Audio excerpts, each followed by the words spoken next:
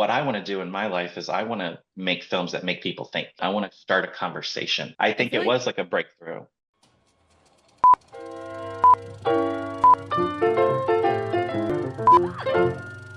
Not have an SD card. Rip. Tragic.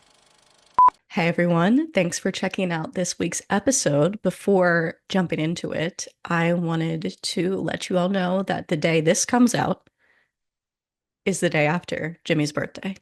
So if you're watching on YouTube and you want to leave her a happy birthday message in the comments, or if you're listening, head over to our Instagram at the Hags Podcast and wish her a happy birthday.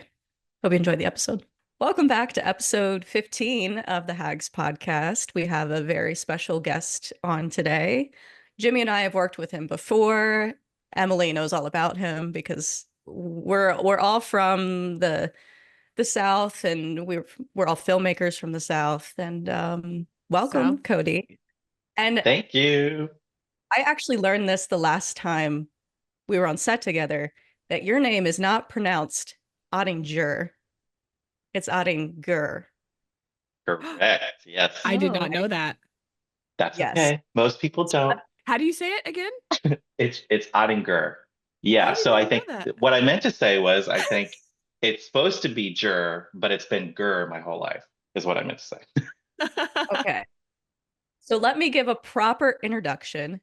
Cody is the owner and founder of Ottinger Productions. There we go. And like I said, he's a filmmaker. We met him down in Huntsville, but you live in Tennessee, right? Yes. Right now I live in Clarksville, but at the time that we met, I was living in Nashville. And I'm going to be moving back in February. So to Nashville? In and around. Yeah. Yeah. I just want to say one thing about filmmaking in the South. It is so different from the rest of the country.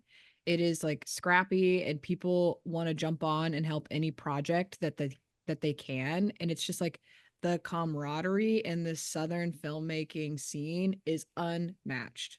So like, and it just like goes to show like the stuff you've done with or we've done with you, and it's like we've met other people on your set, and it just like reverberates into the market. And I don't know, I have a soft spot for Southern filmmakers. That's because I mean that's where we're from, and it's just right. It's just really and communal. I love that. I think I lived in California for 4 years in Oceanside, and I tried to break into the LA scene, didn't work. Then I found that there was actually a lot going on in San Diego, so I did find people there to work with, but it's very competitive. If you have a production company, the thought of someone else coming along and wanting to like do some sort of tie-in promo with you or like use their name involved with it, it's like, no, you can't do that. So it's just sometimes a lot of ego involved. Sometimes that family atmosphere is not there. So that's what I enjoy about being here now is like with y'all, I mean, we're sharing each other's, projects and promoting each other. I think that's the way it should be, especially when you're an indie filmmaker. Yep. Especially for minorities, me being a queer filmmaker and you guys being women and having a woman of color, we have to stick together and like help each other out. Completely agree. Yes. We actually did a this is the last thing and I'll let it go. We did like some PR, and one of the questions was like, what is the best thing to support filmmakers? And it was exactly that: sharing their content, collaborating with them, liking it, like just anything that creates more noise for the other person with your platform that you have. And it's just like anything helps and like makes another person feel seen and gets them to keep wanting to move forward every day. Yeah. And you have that like in the South. I think it's a beautiful thing out there. So yeah, it's definitely a reason to keep me here for sure. Yeah. I met Cody almost 2 years ago now on the set of Finding Power, which is on his hoodie for the audio listeners. That was such a fun experience for me. Jimmie was actually supposed to play the part. Supposed to do that. Yeah, I was about to say. My But, cat died. Yeah. Oh, Rest Oz. sorry. Yeah. He died. Well, no, he was supposed to die, and he died 2 days later after the filming. So I was like, I can't miss that. Anyway, sorry, I didn't mean to derail, but go back Not Cheyenne. to bring up that, but that is how we met the first time. And then we continued working together. And then Jimmie met you on Dinner Amongst Friends, correct? Yeah. Right. Yeah. Yeah. Through that process, through I'm assuming the first time we met was the table read and photo shoot we did Yes. Yeah. in person. Yeah. Which was so much fun. But before we dive into all of the recent stuff you've been doing, I want to start from the beginning because you've been at this a long time. Mhm. So how old were you when you started Ottinger Productions, and what made you pick up the camera that first time? So officially, I dubbed it Ottinger Productions in 2007, but I think Oh, wow. I got my first camera maybe 2 years before that. I was like 9 or 10, and that's all. I don't know what it was, but I was obsessed with the making of different films. You know, my dad collected movies, so I watched a lot of DVDs, you know, and watched any behind the scenes featurettes I could find, basically. And it just started to create this love for, oh, that's something that is actually made. It doesn't just appear on the screen. So once I started to realize that, I was like, oh, that's what I want to do. I just had a lot going on up in here, you know, visually, like I could see a movie in my head. I wanted to start bringing that to the screen. So I asked for a camera, and it would just be like me and my cousin and her friends, like filming stupid little, we did like fake toy commercials, like a talking doll that was like bad, would cuss and stuff like that. We're like 8, 9, 10 years old doing this. And then when I made my first movie, that's when I said, okay, I need to like legitimize this and put a production company name. And I was like, well, I'm proud of my last name, so I'll just name it Ottinger Productions. I love that. Love it. I think Yeah, I that's do too. the best way to do it. You just have to start. A Yeah. lot of people, I'm sure you get this too, ask us how we're doing what we're doing, and it's just because we started and Yeah. kept But going. that's hard. It's Um, hard to just do it. You know what I mean? Like that just feels so loaded. Do you, It's still difficult today to yeah. just do it. So I Yeah. get that completely. I still struggle, you know. Do you remember your first camera? I have it actually. Do you still I've have the kept videos? I do. They're on tapes. This is like I'm aging myself, but they're on tapes. No, mine were on tapes as well. Like VHS. Yeah. These were like those little teeny tapes. I don't remember what they're called, but I haven't had the technology to get the footage off of them yet, but I'm saving them for when I do because there's some gold on there, I'm sure, that I haven't You Yeah. seen gotta in years. digitize that. Yeah. Yeah, there's also some stuff that might get me canceled, so I'm gonna go through it first before I let Oh, anyone see it. You know, I'm just me from that too. era where comedy was just like all over the place. So, you know, we'll get rid of that first, and then the stuff that's like non-cancel worthy, you know, I'll put out there. Oh, yes. So you start making films, and what was kind of the process? Were you like making one a year? Because you've been, I mean, 2007, that was 17 years ago. So what has that journey looked like for you? I'm Oh my sure God, it's a lot. 17. That's crazy. I couldn't math the math there, so thank you for that.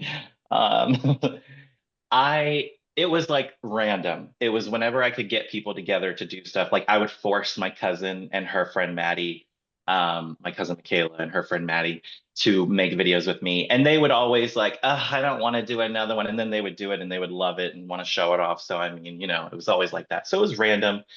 The first film I did wasn't really a film. It was just a collection of like horrible scenes. Like there was no construction there. It was just film whatever and put it together. So things didn't really start to become more structured until probably around 2011 when I made my first actual feature film. It was called Seven Reasons, and I mean, it was basically a Scream knockoff because, you know, we've talked about this before, Cheyenne. I'm obsessed with Scream. Um, so it was basically that. But then it started to pick up, and it was like one a year. I would try to do a feature and it was always with friends. I didn't have crew. There was no lights. There was no sound equipment. It was just me and my camera and friends, and forcing them to learn lines Yeah, I that love they, that. didn't always learn, Yeah. Just resourceful, scrappy, whatever we have, let's just use it and make something. I think that's Yeah, like really where like true creativity lies. It's like looking around at your scenario and like the people and everything you have within your reach, and then just making something with that. yeah, And then just gradually building on top of that, which is what you've done. Like the last thing you did was a culmination of all of the resources that you've built over the past decade of building your production company. Do you have a favorite project that you've worked on over the course of your decade of making? And it doesn't have to be a feature film, like it could be anything that you've done.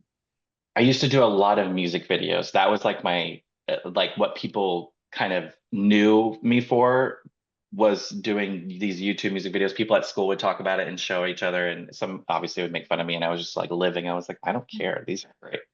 Uh, so I did one it was actually when I first moved to California, and I was kind of in like a really weird mental space. I'm sure you all can relate. Moving and being away from everything you've ever known.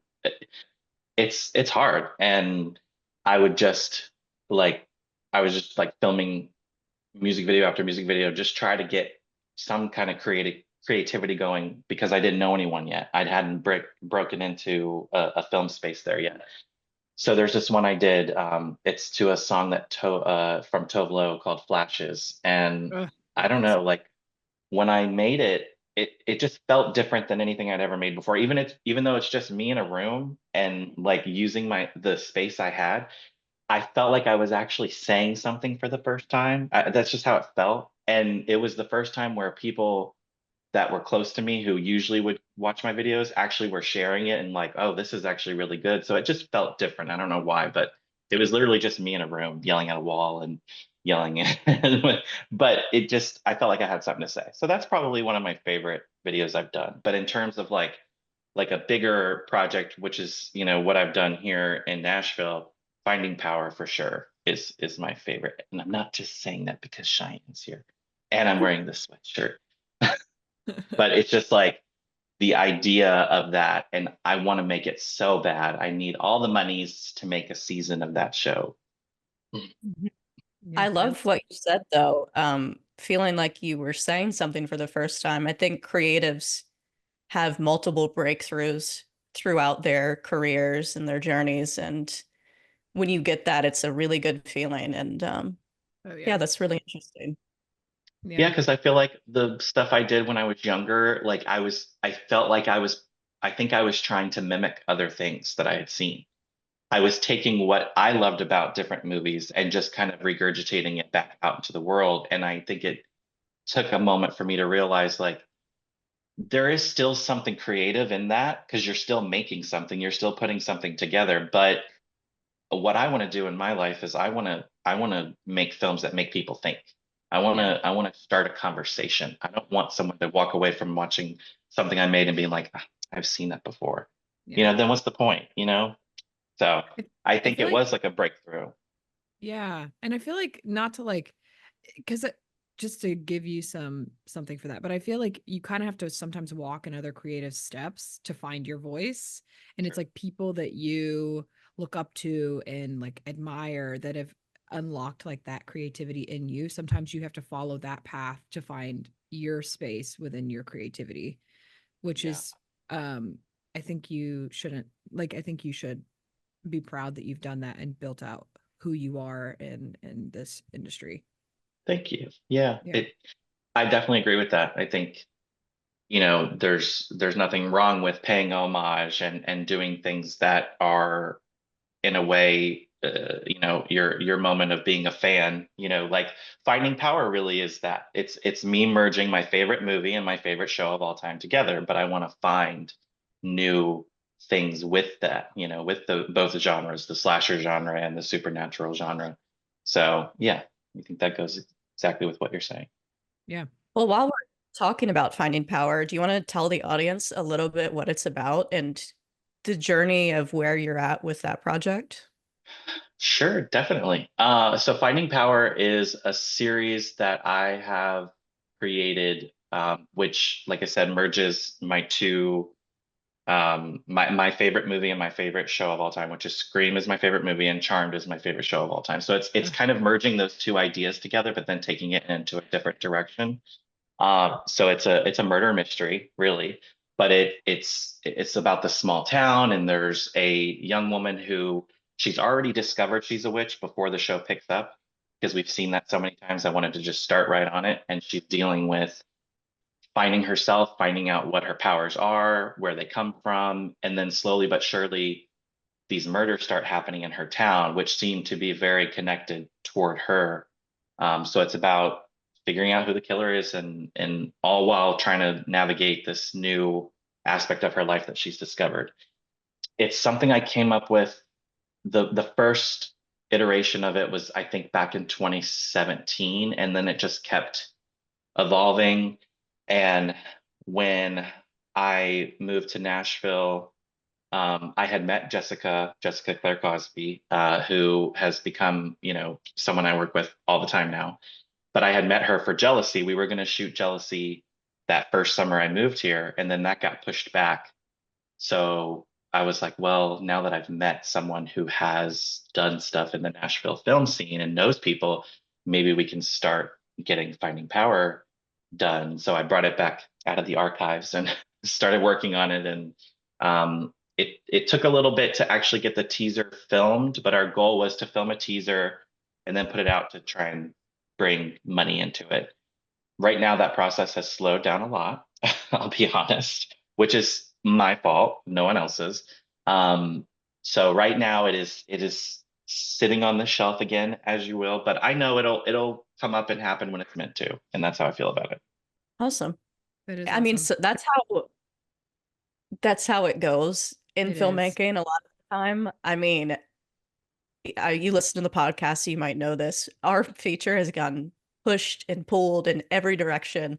We thought we were filming next month at the Yep. beginning of this year. So that's absolutely crazy to think about now. So Yeah. that's just how it goes, Yeah, which Yeah. is And fun. it is fine. You have to be nothing wrong with it. malleable to like the opportunities in front of you. And sometimes that means putting what you're working on the shelf and following through with something else, which is how you have to climb sometimes. And like you can't be Yeah, precious with your art. You have to be smart. And yeah, yeah. And I think that it's a good lead into like that opportunity that you got with Rose's last session. Like that was a yeah, really big opportunity for you, and you knew that you needed to follow that opportunity, which meant putting the projects that you were working on the shelf. yeah, um exactly. so how did that opportunity start with Sandal Kid production company, and how did you meet him? Like how did that come to be? So actually, just really random. His James Cullen Brussack is I guess the founder of that production company, and I just stumbled upon him probably 10 years ago on Instagram because he did a movie with Shannon Doherty, RIP, Oh who yes, I R.I.P. obviously really love from Charmed, and 90210. So I think just by chance she had posted something and tagged him in it, and then I saw that he was an indie filmmaker. So it just, just someone I just decided to follow one day. And then years later, I just happened to see him post that he was looking for indie filmmakers who haven't really gotten their start yet or are looking to do a project. And it just sparked a conversation with him. And next thing I knew, we were doing the movie. So it just happened really quick. And, I think there are sometimes there's certain opportunities that come your way that you probably should think through a little more. I'll definitely say that. But I think I was in a position at that moment where I was feeling really low at the time because I was between jobs. I didn't really know if I was going to go back to Virginia or stay in Nashville. And I think I just jumped at the opportunity to create again, and that's kind of where I was at was I really need to make something. I have, my creativity needs to come out. Yeah. And when you decided to move forward with that opportunity, did you like start Did you already have a script in mind and the people you were going to work with? Were you like, okay, I have the money, let's create something for this opportunity? No script. Well, that's not true. There was a script that when he first asked me about it, about doing the opportunity, he said, "Do you already have a script that you've been sitting on or something that you think you would want to make?" And I said, "Yes, because I did." But then when you start to really break down the the budget and how much we can actually do, that film was just never going to be possible with the amount of money we were given. And no shade, just saying. So I had to kind of go back to the drawing board. Jessica was my first call. I said, "Here's the opportunity I was just given. Obviously, we worked together on Jealousy and Finding Power. I really want to work with you. And we've got to get Hunter Harris involved because he Oh, he's shot both of the, incredible. Yeah. yes, like godsend." So we got him on the phone and we just started talking about when we would shoot, how that would look, etc. And then we knew we were going to shoot at Jessica's family's property because we had shot Finding Power there and we didn't film anything in the house except for the bedroom maybe. And so we got permission from her parents to shoot there. So I knew that that was our location. So I basically built the script to work with that location. And the first version of the script, I gave her like the first 30 pages to see if I was kind of on the right track. And she said, "Cody, we cannot film this. This is like massive." And I was like, "Oh, you're right. It's hard for me to like, push things down." So then I started writing the next one and the same thing happened. She's like, "Cody, we cannot film this. This is too many characters, too much going on." And I said, "Okay, fine." So at this point, we had already set a deadline. So I had 3 days to write the script. So I wrote Rose's last session in 3 days out of Oh my necessity. gosh. Wow, I didn't know that. That's Yeah, amazing. it was wild. I didn't sleep. Lots of Red Bull. Luckily, I Mhm. was in between jobs. I was door dashing at the time. So, I had all the free time in the world. Yeah, that's crazy. Wow. Yeah, it was wild. That's good to have somebody like a counterpart to like keep you anchored, Like I Oh, think yeah. it's good to have like the antithesis of your of who you are in a business partner or in a collaborative partner because you guys can balance each other out. Yeah, for sure. And we do. We're very opposite in a lot of ways, but then we have some similarities that keep us uh, good. Keeps the energy good and keeps us working off of each other. So Oh it's yeah. it's a good it's a good partnership for sure. Oh yeah. Oh yeah. How long before the shoot days was the script written? Like, what was the timeline for that? I think the deadline that we were given to do the project, I think was like they wanted the movie shot, completely done in their hands. I think I want to say it was like 3 months from the day that Okay. we signed or I signed the contract. Oh I'm my pretty sure it was God. 3 months. Maybe it was 4. It was very short, and I knew that that was crazy, but I was like, it's possible. I can do it. So that's why we gave ourselves a deadline for the script. We knew if we're going to get this done in the time we need to make sure that, the script is the first thing that needs to be completed.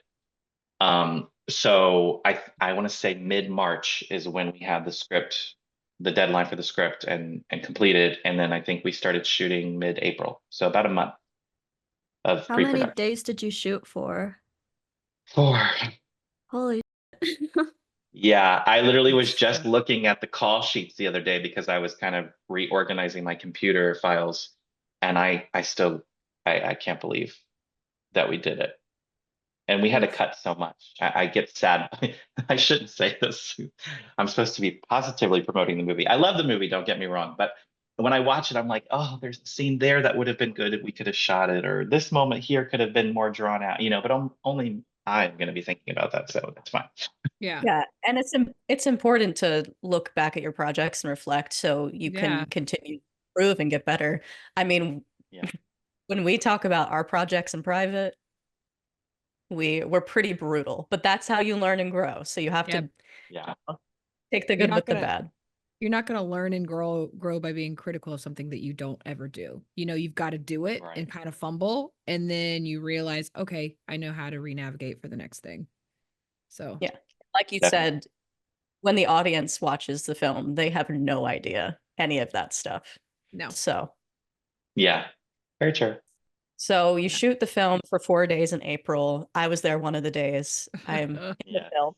What was like a day in the life on that set for you? I'm Stressed. No, I tried really hard to wake up and just be grateful for the opportunity. And I truly mean that. I really tried to let that be the first thought when I woke up was gratitude, gratitude, gratitude. But it is stressful. You have a lot to do in a small window of time. Yeah. You know, being a director, and then on this, like it was the first time I was ever co-directing, and that is difficult to navigate sometimes, especially when you have two strong-willed people who have varying visions for what you're doing, and not a lot of time beforehand to fully prep everything. You know, when we went into prep, it was just going to be me directing, and then it was kind of like midway through we decided to co-direct. So that was tricky in itself, but we managed. So yeah, just trying to be grateful, trying to let that be the main focus, but it was hard, you know, a lot of moving parts, a lot to do, and everyone counting on you. So a lot can start swirling up there. You just have to take a breath. How long were your days on set? Oh gosh, probably like 12. We try to be respectful of everyone. We try not to do more than that. Yeah. Um, I think about 12. Would you say, Cheyenne?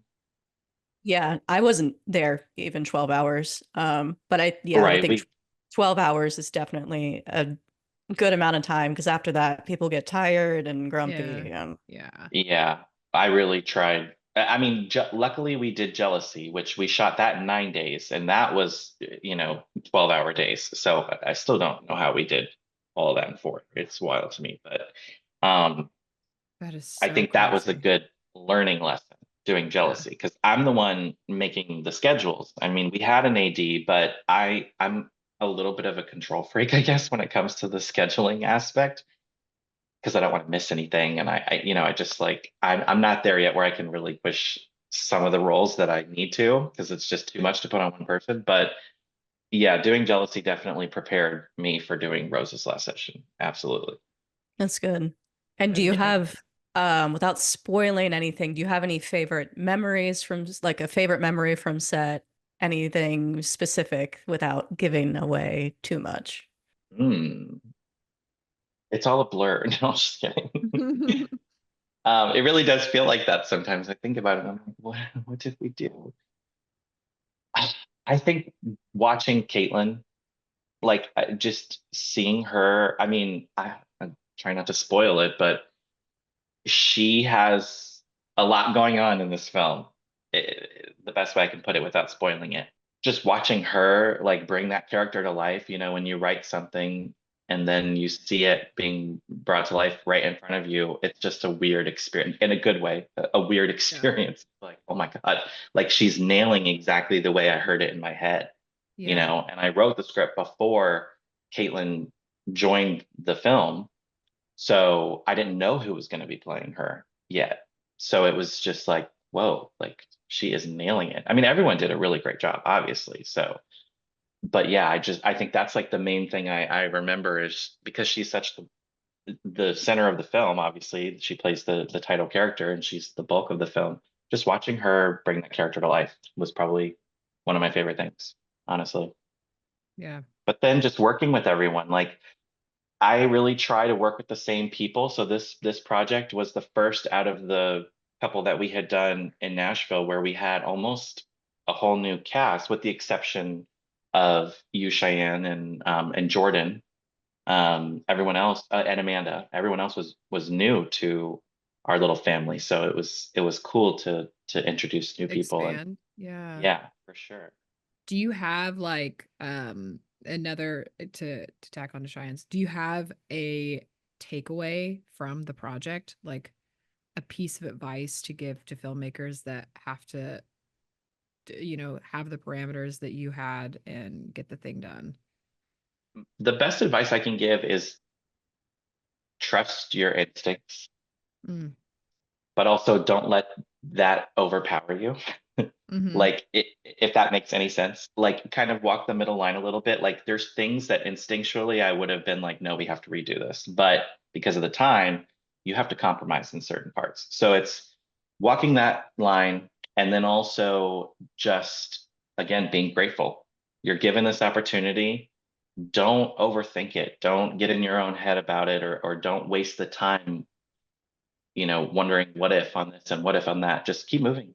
Be grateful, keep moving and deliver something that you can say at the end of the day that you put your heart into. Yeah. I think that's That's beautiful. great advice.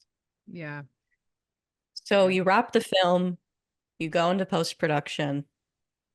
What was that process like? Well, I'm glad you asked because it was awful. No, I I don't know what it was. This is a whole nother topic we could get into maybe, but I struggle mentally a lot with getting things done. People maybe think I'm a go-getter because I am posting on social media and I'm doing this and doing that, but at the end of the day, sometimes it takes a lot to get myself up and work on something that I know I need to, especially right now with my full-time day job. It consumes a lot of my time and my mental bandwidth. So as soon as we wrapped, I started a brand new job. I mean, literally the we wrapped I think that last day was not 12 hours. I think it was 10. We wrapped a 10-hour day. I had to immediately go home and pack because I was moving to a new apartment and starting my first day of a new job the next morning Oh, at wow. 6 a.m. So I kind of was thrusted into that. And I knew, like in the back of my mind, I knew Rose's last session needed to be done within a month or so. But for some reason, I didn't think about it for a little bit. And Hunter, poor Hunter, I love him. He was waiting on it because he was doing the scoring and the color grading and all of that. So once I finally like got myself into gear and I was like, okay, I got to do this. I didn't give myself as much time as I should have, and I literally had to like power through it. So it was hectic. The post process was hectic. It was just me and Hunter. He couldn't start until I finished. So it was rough. I definitely learned a lot though. Like you have to give yourself that time. You have to space it out properly, especially if you're working on it with someone else who's waiting on you. You gotta be mindful. How long did it take you to edit the film? Ooh, probably I think I had to like literally sit like 2 weekends back to back and just like pound it out because I hadn't started and it was like down to the wire. And we ended up actually having to ask for an extension, which I hated doing that because it was like, oh, like they're giving us this opportunity, and I feel like I'm not doing it justice. But they were really cool about it. They understood. I think they realized the time frame they gave us was not really realistic. So I think that they understood that, and it ended up working out. But yeah, I mean, that is a lot of stress on one person to Yeah. get the filming done, all the pre-production, and then wrap and move and start a new job all at the same time. That's a lot of stress. In 3 months. Yeah. yeah, it was wild. It was wild. Yeah. But I think somehow that we make it work. bringing up the mental health aspect and all of that, one thing we talk about a lot, and I want to hear your perspective on it, is when you're in the positions like all of us are, where you still have to have the day job, but you're pursuing this career, it's a lot. Mm-hmm. It is a lot, and it takes a It lot of takes so much balance and sacrifice. sacrifice. Do you have any thoughts on that, or how you've dealt with it, or what you've learned? I I still struggle with it. I'll be 100% honest. I mean, even just recently, this weekend, something came up with in regards to that, and when you have like a discussion with someone who is counting on you for something, where they're basically being honest with you and telling you, "Hey, I'm a little not disappointed. That wasn't the word, but hey, I'm having trouble understanding why you haven't done your part of something." It makes you feel like a failure almost. And then you have to forget that and you have to be like, well, no, I'm going to take ownership for it because it is I'm the one that messed up at the end of the day, but it's also a good opportunity to start thinking about it and figuring out, why am I that way? Like, what about this situation causes this reaction? And so it's good in a way for those kind of things to come up, because you can start to reflect and hopefully be self-aware enough to take the ownership of it, but also try to find understanding for yourself. I think a lot of times people put themselves down, and that's not going to solve anything. You have to, like I said, take the ownership, but also figure out, okay, how can I do better next time? What tools can I use to get myself out of this spot? Yeah. Yeah. It's super important. That is so Super. important. Yeah, because it's so easy to like kind of play the blame game, or yeah, like what you said, be self-deprecating and go inward, which is also not productive and helpful when Yeah. something like this happens. So it's good that you're like, no, I'm going to be tactical. I'm going to figure out what I need to do to understand why I did this, and then how can I move forward to not do this again and to be a good collaborative partner. Yeah. And I think that's yeah, I think that's amazing that you're doing that. Yeah. And then just a good, like, little 45-minute cry session in the shower with sad music always gets me through, Oh, always. you gotta have that catharsis. Are you Yeah. kidding? No, that's how you Like, release the absolutely. energy. Yeah, Yes. you My gotta favorite purge. thing. I'm like, therapist? No, I just need Taylor Swift in the shower, 45 minutes, Yeah. and then I'm good. What Weekly. album? Right now, I'm listening to Red, Taylor's version, of course, a lot, Mm. because it gets me in that fall mood. Every time I listen to it, I think fall, orange and red, fall leaves, Mm-hmm. So yeah, definitely What listening to that. song? Oh gosh, State of Grace gets me all too well, obviously. Mm-hmm. 10 minute. The Sackville Yeah, Autumn version. yeah, for sure. Love that. Mhm. Mm-hmm. Is there anything else you do to help take care of yourself mentally when you're trying to balance all this? We talk a lot. Jimmie loves to run. Yeah. I love working out as well and just being out in nature. And Emily loves boxing now. It's Same Ooh, with in me. okay. the feet for her. So, is It's there so That's anything? helpful. good. Do you do anything else in particular that really helps ground you and keeps you centered? I would love to be more active. I used to be more active, but I've been a couch potato for the last like 5 years probably. So I feel like binge watching like my favorite comfort shows really helps me. Like I need that time to just shut my mind off and not think about anything. So watching these like rich women in Beverly Hills on The Housewives talk about their problems just makes me feel better. I don't know why, No, but I get that entirely. Everybody has to have their own form of escapism, like whatever it is. I think yes, running is escapism. I'm listening to like the absolutely. 5 same songs on loop. Yeah. Yeah, so definitely binge watching. I try to write anytime I can, even if I know the script isn't going to be finished, because I have so many of those. I'm probably like 300 unfinished scripts. That might just be a page, might be 10, I don't know. So just doing that, but yeah, the just like the mind numbing television can really work wonders on me. No, same. Same. I watch so much Love Same. Island. Yeah. Right. Yeah. One thing that we all have in common is our love of horror films. Oh my Yeah. God. Yeah. We've talked before on the podcast a little bit and more internally about why we love horror, why it's kind of our mission right now with our feature film. What attracts you to horror films? Well, it started because my mom is a huge horror fan. I mean, the first movie that I literally can remember watching as a child was Child's Play with Chucky. Mhm. I don't know why my mom allowed us to watch that, but that's a whole other thing.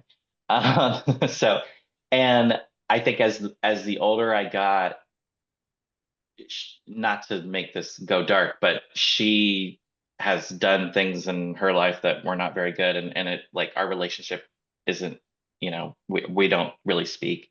So I think maybe a part of it is because I connect it's my one thing I can do to like connect with her in some way, maybe.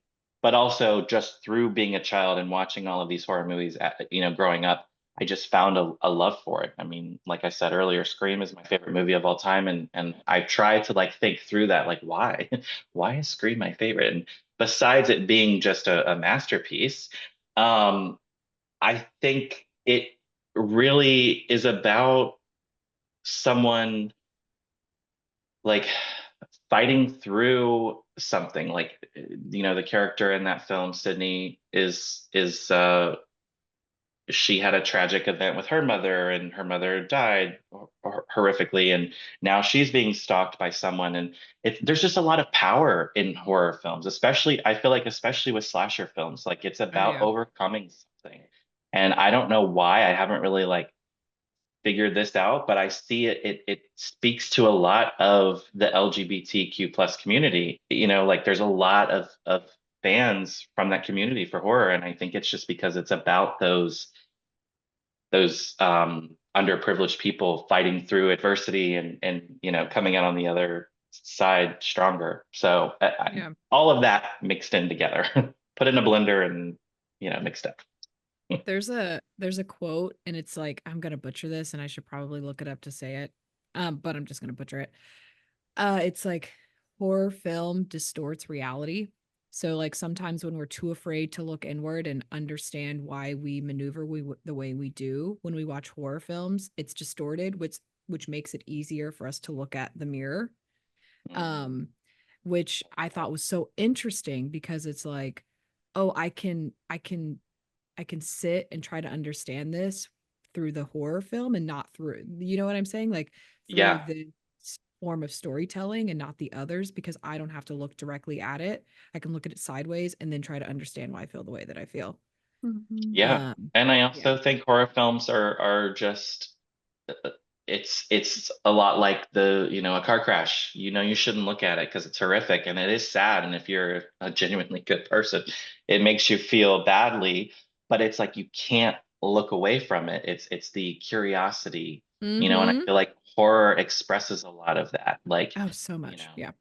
And so it's communal, like not only is it yeah. is it curious like that, but it's communal. Like when you watch it, you have an experience with everybody in the room.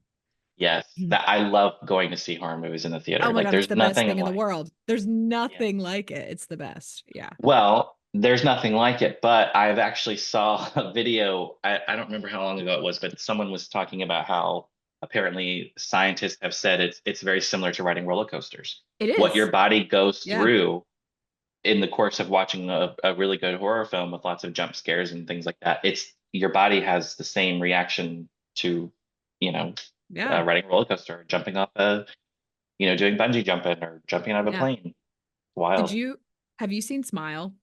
Yes, Did you I see have. that in theaters? That one I did not, unfortunately. Okay. I saw that Yeah. alone at home on Paramount Plus. Oh. Okay, shout out Paramount. Anyway, yeah, that was like I saw that. They Yeah. didn't pay me to say that, I promise. That's I fine. wish Not they paying did. us. Not us either. Right. If Yeah, no, only. agree. Like, I think if we're thinking about a moment watching a movie in a theater and the reaction and it never leaving you, have you ever seen The Invisible Man, the recent one? With Elizabeth Moss. Yes. Yeah. I Can didn't I see it in spoil theaters though. that? Yeah, Can you I can. spoil a moment in Yeah, that? go ahead. There's a moment. Okay, so if you haven't seen it, I won't say specifically who, but there's a moment in that movie where two people are talking at a restaurant and it's like Mm. normal. You think they're just having a conversation. Yes, it's heightened because one of the characters is trying to explain something. And then all of a sudden, one of them gets their neck slit open by the invisible person. And it comes out of nowhere. And it's like, oh my God. So And good. then everything after that, obviously everyone in the restaurant thinks the other person did it because they don't know an invisible person's walking around. And I just remember the entire theater gasping and like no one ate their popcorn, no one took a sip of their drink for like the next 10 minutes. And it was just, I will never forget that. And that was like right before the pandemic. So that was like the last movie I saw before everything shut down. And I'll never forget that moment. I was like, and that's what I want to do. I want to create that. I want Yep. that moment, you know? Yeah. I feel the exact, yeah, we feel the exact same way. Yeah. Yeah. That's a Wow. Wow. good part. Yeah, that part of the movie was wild. Yeah. Yes. I'll never forget it. I love Elizabeth Moss. Anything she's in, I'm gonna eat it up. Yes. Mm-hmm. So I have one last question. Do Emily or Jimmy, do you have anything else?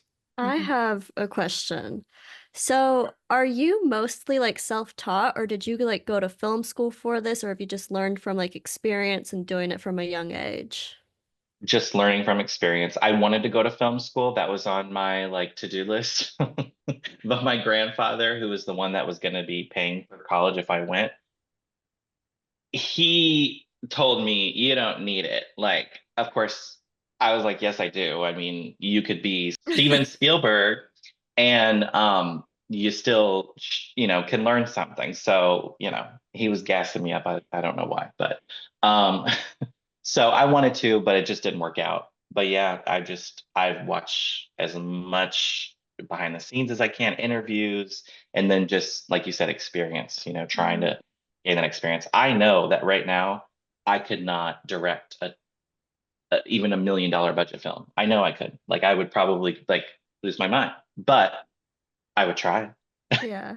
Like I would love the opportunity, Yeah. but I have so much more to learn. And I think you Yeah. should always be learning for sure. Yeah. I feel like experience is like the best way to do it too, because that's like what I've done. I never went to college for it or for anything really, but like I've just grown and learned from like starting at a young age. And I feel like that's kind of the best way to do it because I have so many friends in like college right now and like some in film school and like they're not getting that hands-on experience necessarily. Yeah. And they're not like on sets already, like shooting stuff. Yeah. I mean, they say it all the time and it's true. Like a lot of this business is who you know and who you meet. It's And exactly who you know. That's I mean, imagine this big group of people in Nashville. We're all working together and doing these projects together. One of us makes it and decides, I want to give the opportunity to those around me, and then we all come up together. You know what I mean? That's possible. That's what I want to do. Or hopefully that I've left a good enough impression on someone else that they'd want to do that for me. Like Mhm. that. I think it's all about who you know, but also, like you said, just getting that actual experience. If you have to be a PA, if you have to do craft service, do it. You're meeting people, you're seeing how it's all done. Just get out there and start. yep. Yeah, absolutely. We've talked about college a lot on this podcast, but I will say my program was very hands-on. That's And good. if you go back probably 10 episodes, you can hear the whole conversation about it. It's a lot. But I don't think there's one right pathway for anyone, and it's a personal No. decision you have to make, and no way is right or wrong. And Yeah, I agree with that. you can be just as successful without film school, 100%. Absolutely agree. Yeah. You have to create your own path based on what is going to be the most advantageous for you. And sometimes that's school, sometimes that's jumping in and doing it immediately. Sometimes it's taking time, it's just whatever is going to work best for you. Yeah, Yeah. definitely. I mean, there's actresses who were discovered just walking in the grocery store and now they're like rich and famous and in every movie every year. And then there's others that have been literally 40 years auditioning and finally get that big break and now their career's taken off. So yeah, you just never know. You never know. Yeah. Mhm. So my last question is, what, in your ideal world, what's the future for Ottinger Productions? What is your next goal? Like, what does the next 5 years look like? Well, I actually did put a 5-year plan in place for myself. So I really want to have like a facility. I want to be able to have my own production studio, start small. It could be like even if it was like a room in a house, if I buy a house eventually, like just wherever, I can start and eventually move on to having that that space expand and being able to rent it out to people. So other filmmakers locally have somewhere to shoot that's not super expensive to rent, but then also use for my own projects. And then just getting to a point where filmmaking can be my 9 to 5.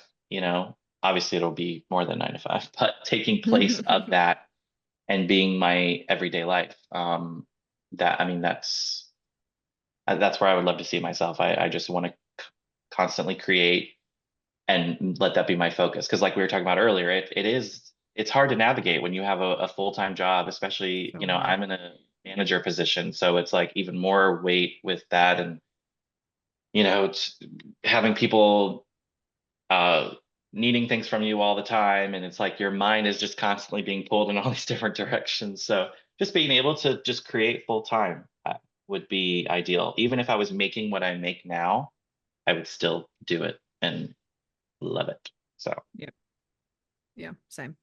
To be able to be paid by creating is yeah, the ideal. Yeah. yes. Yeah. It's what I we're think all searching for, right? Oh my gosh. Yeah. Yeah. the facility goal is super interesting. Would that be in Tennessee? I've thought a lot about that. It depends on where I'm at in my life when I'm ready to pull the trigger on that. I think my ultimate goal is to get back to Virginia because that's where all of my friends and family are. I lived there until I was 23, and then I moved to California, came back, moved to California, moved back, and then now I've been in Nashville, um, or around Nashville. So the ultimate goal is to be able to afford to have the facility probably in Virginia, but be able to travel and do films wherever, really. Yeah. But that's where I want to be grounded. So That's Gotcha. basically us. Like we would be fully remote. And if we had to and just travel wherever the project brought us. Yeah. yeah, and I also want to just bring something like that to the area I grew up in because there's nothing like that around. I mean, I grew up close to DC. It's about an hour and a half, 2 hours away, and there's film stuff there. And then there's a little bit of film stuff going on in Richmond, which is also like an hour and a half away from where I grew up. But where I grew up, I would love to bring job opportunities outside of the norm of that area, Mhm. um, but also to employ like my friends and family that I trust that want to be a part of something like that and want to just be able to wake up every day and feel like you're doing something that fulfills you, Yeah. like it's just that would just be the greatest gift that anyone could Yep. give me, and then in turn I could give someone else. I think that would be awesome. Oh yeah. Isn't that the best part about success is knowing what you can give to other people when you're there? Yes, Like that's yes, all I think about is like once we are in a place where we're comfortable is like giving other people those same opportunities that people gave to yes. us. And it's important. I mean, it's so important. I think people lose sight of that. I think that they get all caught up in the glitzy aspect of this and can kind of lose themselves. And I just would hope that if I'm ever given that opportunity to have the amount of money it takes to build a facility like that or to do all these film projects back to back, that I don't forget that you started somewhere small and other people around you gave their time and energy into your projects and Yeah. made it what it was. Do that in return and help other people out. Yeah. I love that. I do too. I love that. On that note, Should we go into that's the a good, outro? yeah, that's a good place to head into our outro. We ask our guests 3 questions. You mean to go If they first? yeah, go ahead. What is your favorite part of your daily routine?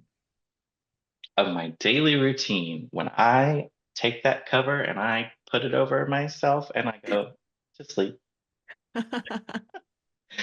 That shouldn't be my answer, but it probably is, No, that's honestly. I when love you sleep.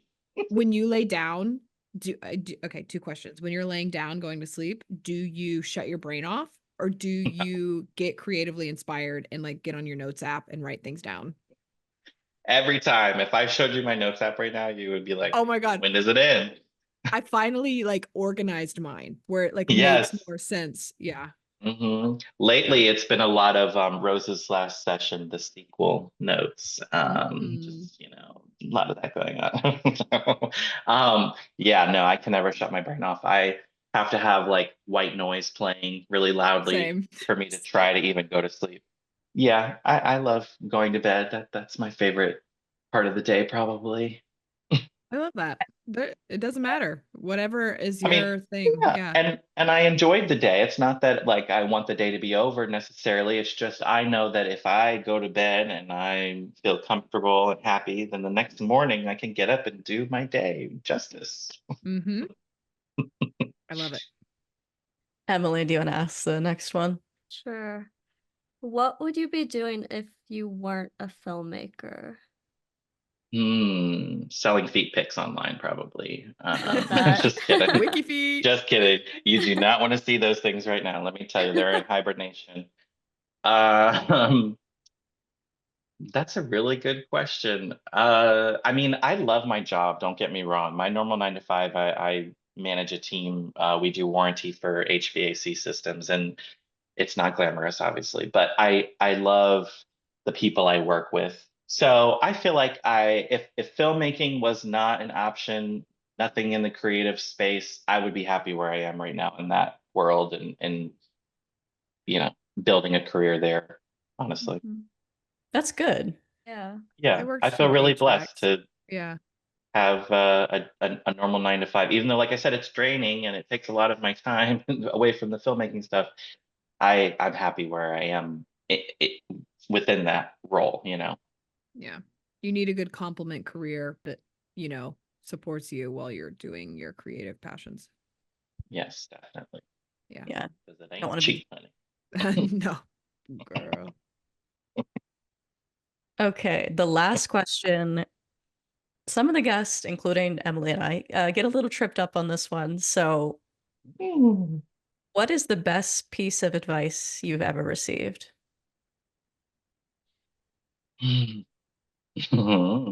That's a good one too. Yes, advice I've ever. It's simple, short and sweet. Stay positive. Oh, My aunt is a very big light in my life and has always, my Aunt Bonnie, shout out Aunt Bonnie, um, always telling me to be positive, always look at the positive side. Reason I have positivity tattooed on me, because I always have to remind myself. If you can look at the positive side of things in any situation, you are golden. You have to, you know, horrible things are going to happen in life, but it's an opportunity for something better to occur down the line. You can't always see it in the moment, but if you keep your mind open and believe that something good is going to come from it, then sometimes it's all you need to get through. Agreed. I 100%. completely agreed. Yeah. Yep. Yeah. I think that's a great way to wrap this. Yes. Right? It's Yeah. been With a so much positive fun. intent. Mm-hmm. Yeah. Thank you so much for tuning into episode 15 of the Hags Podcast.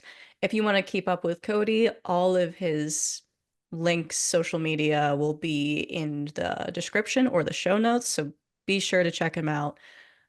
And yeah, Emily, where can they find us on socials? Well, I was going to say, and see the amazing Cheyenne Puga in Rose's Last Session on Amazon now. I know. Ooh. We actually watched it all together. We I was did. Oh, I was in Yeah. Los Angeles when it came out. Mhm. that's awesome. What did y'all think? I loved it. Yeah. Yeah. There's a lot of heart in it. Yeah. I thought all the performances were really, really good. And it was shot really well. It was Yeah. beautiful. Yeah. Yes, Hunter. Oh my God. I will work with Hunter any and every time. Yeah. I wish I could afford him more. Yeah, he's incredible. He's, Yeah. That's he's why we incredible. hired him too. Yeah. Yep. Yeah. He's incredible. Yeah. Yeah. Definitely. Yeah, we had fun. We had fun watching it. You can find us on Instagram and TikTok at the Hags Podcast or on Instagram, TikTok, and YouTube at Hag Productions. And Jimmie, you can tell the audience the good news. Okay, guys. So you can listen to us on Spotify at the Hags Podcast. You can go to our YouTube channel, Hags Productions, and go to our Hag playlist. Productions. Hag Production every time, guys. Hag Production, and go to our playlist, the Hags Podcast, plural, to listen to our podcast. And we're out of the tunnel. I'm basking in the sun. And Cheyenne has gotten us on Apple Podcast. I don't know how. I could have spent a little more time in the Reddit forums to do this for you guys, but Cheyenne did it, and we need to give her a round of applause because this is incredible. We've been trying to get on Apple since what, May? Mhm. April? So we're on Apple Podcast and what is it? Amazon Amazon Music, Podcast? Amazon Amazon Music and Samsung. and And Samsung. I don't have the backlog up yet, but all the new episodes will be on all of those platforms. Yes. So, yeah. And it will be at the Hags Podcast with an Mhm. S. Yes. Mhm.